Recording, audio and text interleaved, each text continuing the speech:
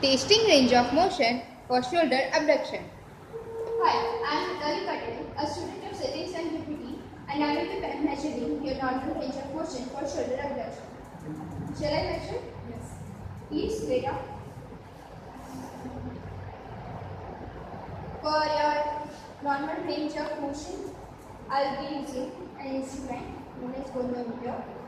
This is a proximal arm, this is distal arm, and fulcrum.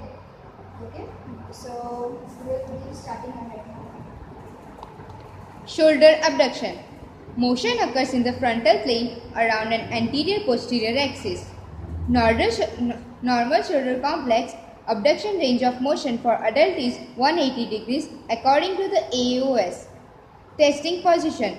Position the subject supine with the shoulder in lateral rotation and 0 degrees of flexion and extension so that the palm of the hand faces anteriorly.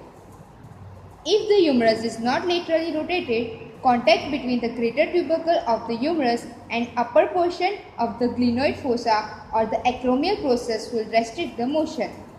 The elbow should be extended so that the tension in the long head of the triceps does not restrict the motion. Stabilization. Shoulder complex abduction. Stabilize the thorax to prevent lateral flexion of the spine. The weight of the trunk may assist stabilization. Testing motion. Abduct the shoulder by moving the humerus laterally away from the subject's trunk. Maintain the upper extremity in lateral rotation and neutral flexion and extension during the motion. Shoulder complex abduction. The end of range of motion occurs when resistance to further motion is felt and attempts to overcome the resistance cause lateral flexion of the spine. Normal anfill. Shoulder complex abduction. The anfill is formed because of tension in costoclavicular ligament, sternoclavicular capsule and ligaments, and latissimus dorsi, sternocostal fibers of the pectoralis major and minor rhomboid muscles. Goniometer alignment. This goniometer alignment is used for measuring glenohumeral and shoulder complex abduction. First, center fulcrum of the goniometer close to the anterior aspect of the acromial process.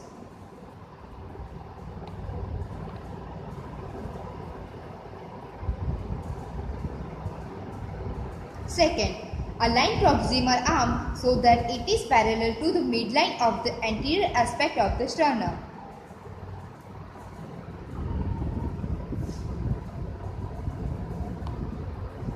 Third, align distal arm with the anterior midline of the humerus. Depending on the amount of abduction and lateral rotation that has occurred, the medial epicondyle may be helpful reference.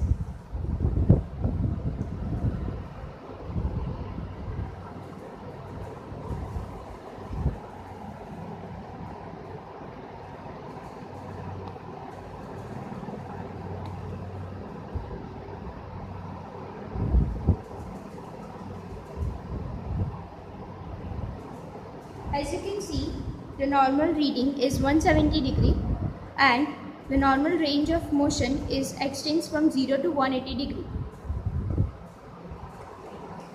Thank you. You may relax.